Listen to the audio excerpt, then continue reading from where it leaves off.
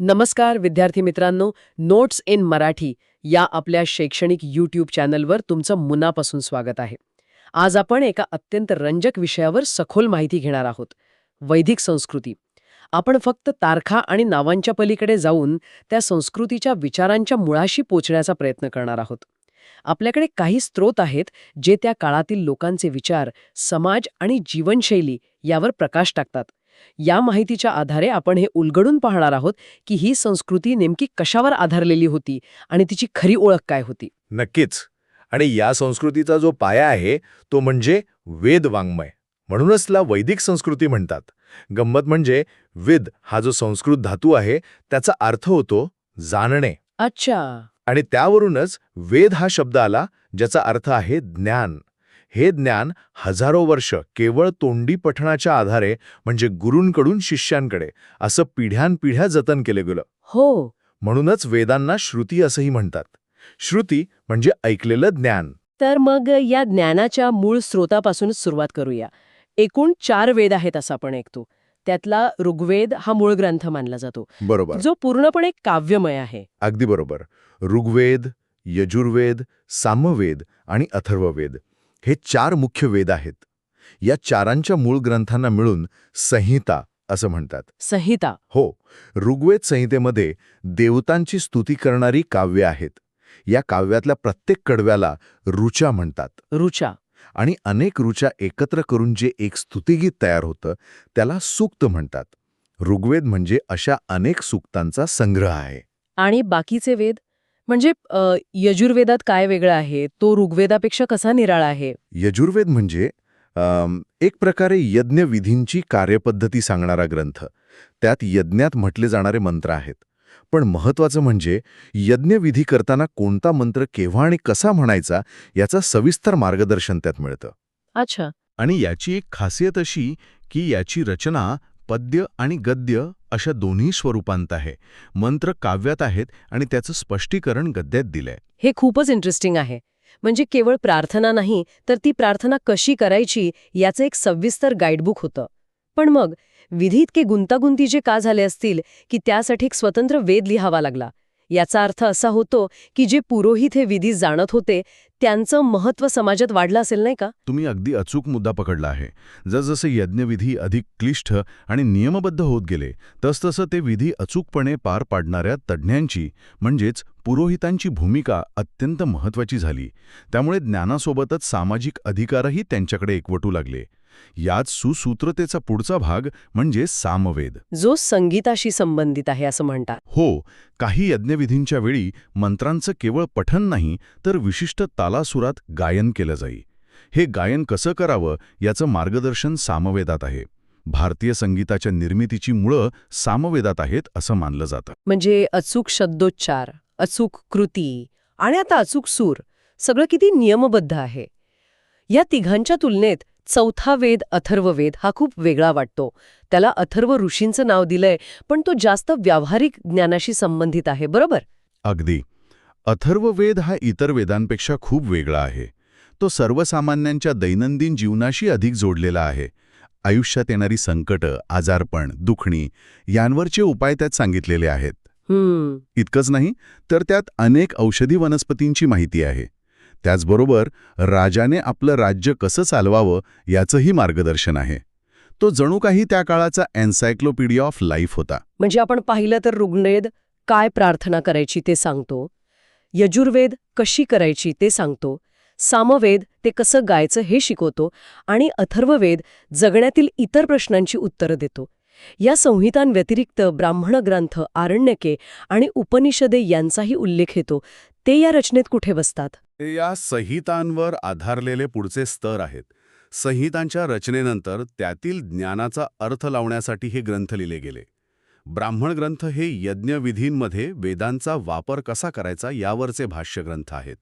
आणि आरण्यके म्हणजे अरण्यात एकांतवासात जाऊन केलेलं चिंतन, यज्ञविधींच्या मागच्या तत्वज्ञानाचा विचार यात आहे. आणि उपनिषदे हा शब्द तर आजही खूप खोल अर्थाने वापरला जातो. कारण तो तसाच आहे. उपनिषद या शब्दाचाच अर्थ आहे गुरुजवळ बसून मिळवलेलं ज्ञान. यात जन्ममृत्यू, आत्मा परमात्मा यांसारख्या अत्यंत गहन आणि मूलभूत प्रश्नांवर चर्चा केलेली आहे. अच्छा. मानवी अस्तित्वाच्या हेतूचा शोध घेण्याचा प्रयत्न उपनिषदांमध्ये दिसतो. थोडक्यात सांगायचं तर संहितांपासून उपनिषदांपर्यंतचा हा प्रवास कर्मकांडाकडून ज्ञानाकडे आणि चिंतनाकडे झालेला दिसतो. हे साहित्य आपल्याला त्या लोकांच्या मानसिक आणि बौद्धिक जगात घेऊन जातं. पण आता या ज्ञानाच्या सागरातून बाहेर येऊन त्यांच्या प्रत्यक्ष जीवनाकडे वळूया. त्यांची कुटुंब व्यवस्था, त्यांचं घर, त्यांचं जेवण, ते कसं होतं? वेदकाळात एकत्र कुटुंब पद्धती होती. कुटुंबाचा प्रमुख पुरुष असे, ज्याला गृहपती म्हणत. गृहपती. हो. त्याच्या परिवारात त्याचे वृद्ध आई-वडील, भाऊ-भावंड, पत्नी, मुलं आणि मुलांची कुटुंब असा मोठा गोतावळा असे. ही व्यवस्था स्पष्टपणे पुरुषप्रधान होती. पण मग ह्यात स्त्रियांचं स्थान काय होतं? आपण लोपमुद्रा, गार्गी, मैत्रेयी अशा विद्वान स्त्रियांची नावं ऐकतो, ज्यांनी मोठमोठ्या ऋषींची वादविवाद केले. मग पुरुषप्रधान व्यवस्था आणि ह्या विद्वान स्त्रिया याचा मेळ कसा घालायचा? हा एक खूप महत्वाचा आणि गुंतागुंतीचा प्रश्न आहे. वैदिक साहित्यात या विदुषींचे उल्लेख आहेत. यावरून हे निश्चित दिसतं की सुरुवातीच्या काळात स्त्रियांना शिक्षण घेण्याचा आणि आपले विचार मांडण्याचा अधिकार होता. पण जसं जसं काळ पुढे गेला तसतशी स्त्रियांवरील बंधनं वाढत गेली आणि त्यांचं समाजातील स्थान दुय्यम होत गेलं. म्हणजे आपल्याला वैदिक काळातच एका बदलाची प्रक्रिया सुरू झालेली दिसते. अगदी. आणि त्यांची घरं कशी होती? त्यांच्या राहणीमानातून काय दिसतं? घरं अतिशय साधी होती. ती मातीची किंवा कुडाची असत. कूड म्हणजे?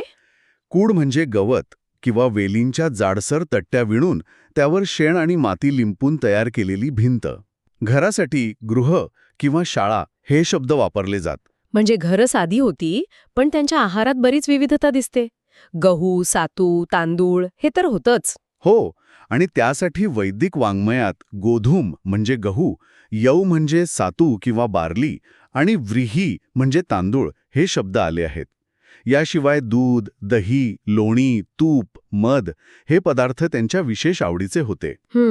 उडीद, मसूर, तीळ आणि काही प्रमाणात मांसाचाही त्यांच्या आहारात समावेश होता. मला पोशाख आणि दागिन्यांबद्दल ऐकायला आवडेल. साध्या घरात राहणारे हे लोक कसे दिसत असतील? ते लोकरी आणि सुती वस्त्र वापरत. सोबतच झाडांच्या सालींपासून बनवलेली वस्त्र, ज्यांना वल्कले म्हणतात, ती सुद्धा वापरली जात. पण दागिने घालण्याची आवड स्त्री आणि पुरुष दोघांनाही होती बरं का. फुलांच्या आणि मण्यांच्या माळा आणि विशेषतः सोन्याचे दागिने ते घालत. अच्छा. निष्क नावाचा एक गळ्यातला दागिना तर विशेष लोकप्रिय होता. निष्क हे नाव ऐकल्यासारखं वाटतंय. याचं काही खास वैशिष्ट्य होतं का? हो. निष्क हा केवळ एक अलंकार नव्हता, तर तो वस्तूंच्या खरेदी विक्रीसाठी म्हणजे विनिमयाचं एक साधन म्हणूनही वापरला जाईल. म्हणजे तो दागिनाही होता आणि चलनही. वा. अगदी. मनोरंजनासाठी गायन, वादन, नृत्य, सोंगट्यांचा खेळ, रथांच्या थरारक शर्यती आणि शिकार ही त्यांची मुख्य साधनं होती. आणि वाद्य?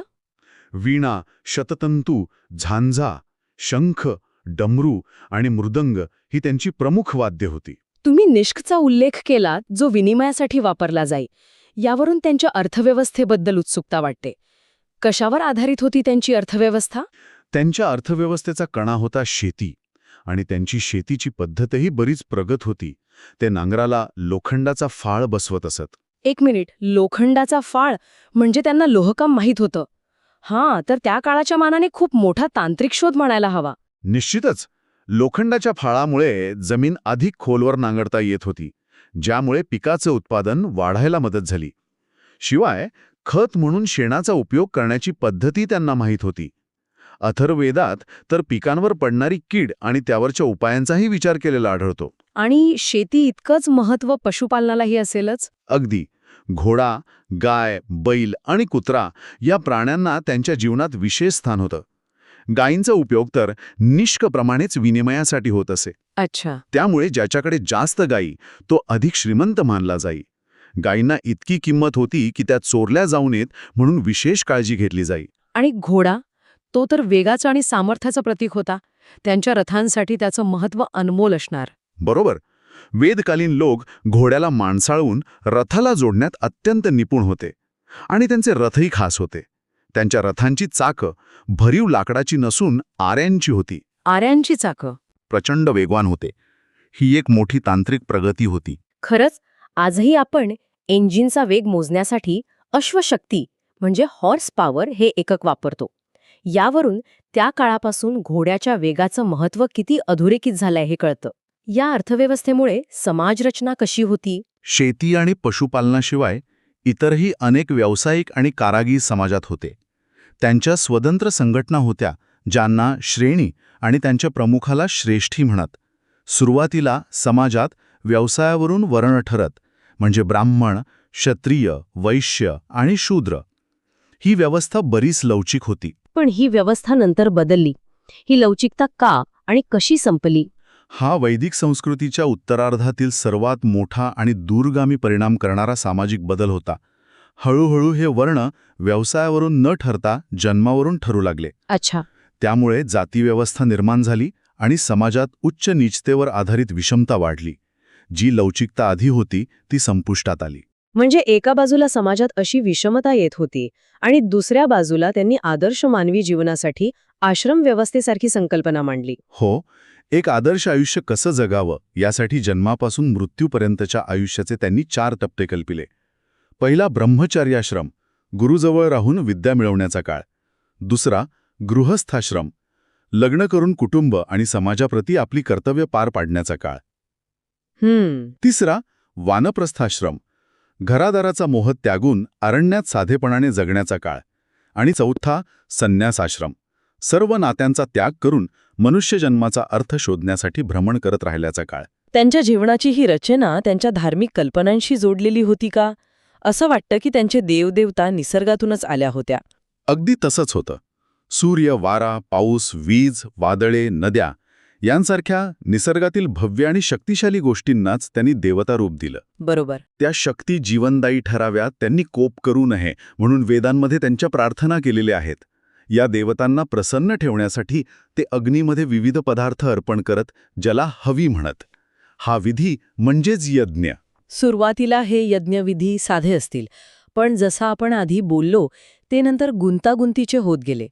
याचा लोकांच्या धर्मभावनेवर काय परिणाम झाला असेल? सुरुवातीला यज्ञ हे एक सामूहिक आणि साधं कर्मकांड होतं बरं का. पण जेव्हा त्याचे नियम कठीण झाले तेव्हा सामान्य माणूस त्या प्रक्रियेपासून थोडा दूर गेला आणि पुरोहितांवरचं अवलंबित्व वाढलं. पण या सगळ्याच्या मुळाशी एक खूप सुंदर संकल्पना होती, ऋत. ऋत? याचा अर्थ काय? ऋत म्हणजे सृष्टीचा नियम किंवा आपण म्हणू शकतो वैश्विक सुव्यवस्था. उन्हाळ्यानंतर पावसाळा आणि मग हिवाळा येतो, सूर्य रोज उगवतो आणि मावळतो. हे जे निसर्गाचे नियमित चक्र आहे त्याला वेदकालीन लोकांनी ऋत असं नाव दिलं. वा. त्यांचं असं म्हणणं होतं की संपूर्ण ब्रह्मांड या ऋतच्या नियमाने बांधलेलं आहे आणि त्यात बिघाड होता कामा नये. म्हणजे निसर्गाच्या नियमांचं पालन करणं हेच त्यांच्यासाठी महत्वाचं होतं. हो, आणि कोणीही सृष्टीचे नियम मोडू नयेत असं निसर्गाच्या नियमांनुसार वागणं म्हणजेच धर्माप्रमाणे वागणं अशी त्यांची धारणा होती. ही सुव्यवस्था समाजात राखण्यासाठी त्यांची शासन व्यवस्था कशी होती? इतक्या मोठ्या समाजाचा राज्यकारभार कसा चालायचा? त्यांची शासन व्यवस्था अगदी तळागाळापासून म्हणजे गाव पातळीपासून सुरू होत होती. प्रत्येक गाव किंवा वसाहतीचा एक प्रमुख असे, त्याला ग्रामणी म्हणत. ग्रामणी? हो, अनेक गावांचा समूह मिळून विष तयार होई आणि त्याचा प्रमुख विषपती असे. पुढे अनेक विष मिळून जन तयार होई, ज्याच्या प्रमुखाला नृप किंवा राजा म्हटलं जाई. मग हा राजा सर्वसत्ताधीश होता का, की त्याच्या अधिकारांवर काही नियंत्रण होतं? नाही, तो अमर्याद सत्ताधीश नव्हता. राजाची मुख्य कर्तव्य प्रजेचं रक्षण करणे, कर गोळा करणे ही होती. पण त्याला मार्गदर्शन करण्यासाठी सभा, समिती, विधत आणि जन अशा 4 संस्था होत्या. आणि या संस्थांमध्ये सामान्य लोकांचा सहभाग असायचा का? हो, समिती ही लोकांची सर्वसाधारण बैठक असे, ज्यात राज्यातील सर्वसामान्य लोक सहभागी होत. तर सभा हे राज्यातील ज्येष्ठ आणि अनुभवी व्यक्तींचं मंडळ असे. राजाला या संस्थांची सल्लामसलत करूनच निर्णय घ्यावे लागत. आणि विशेष म्हणजे सभा आणि विधत या संस्थांच्या कामकाजात स्त्रियांचाही सहभाग असे असं मी ऐकलंय. अगदी बरोबर. यावरून पुन्हा एकदा सुरुवातीच्या काळात स्त्रियांना राजकीय प्रक्रियेतही महत्त्वाचं स्थान होतं हे दिसून येतं. राजाला कारभारात मदत करणारे अधिकारीही असतीलच. नक्कीच. पुरोहित आणि सेनापती हे सर्वात महत्त्वाचे अधिकारी होते. कर वसुली करणाऱ्या अधिकाऱ्याला भागदुग असे खास नाव होतं. भागदुग. हो, भाग म्हणजे वाटा. प्रजेच्या उत्पन्नातील राजाचा भाग गोळा करणारा तो भागदुग. या नावावरूनच त्याचं काम स्पष्ट होतं. तर आज आपण वैदिक संस्कृतीचा एक सखोल वेध घेतला, एक समृद्ध वाङ्मय परंपरा जी कर्मकांडाकडून ज्ञानाकडे प्रवास करते. एक समाज जो सुरुवातीला लवचिक होता, पण नंतर जातीव्यवस्थेत अडकत गेला आणि निसर्गाशी सुसंवाद साधण्याचा प्रयत्न करणारी एक जीवनदृष्टी. ही या संस्कृतीची काही प्रमुख वैशिष्ट्ये होती. आणि या सगळ्या प्रवासातून एक गोष्ट स्पष्ट होते की त्या काळातील समाजाने निसर्ग आणि मानवी जीवन यांच्यात एक प्रकारचा समतोल साधण्याचा प्रयत्न केला होता. त्यांची ऋतसारखी कल्पना म्हणजे सृष्टीचक्राचा आदर करणे, यातून निसर्गाप्रती असलेलं त्यांचं सखोल आकलन आणि आदर दिसून येतो. हा समतोलच त्यांच्यासाठी धर्म होता.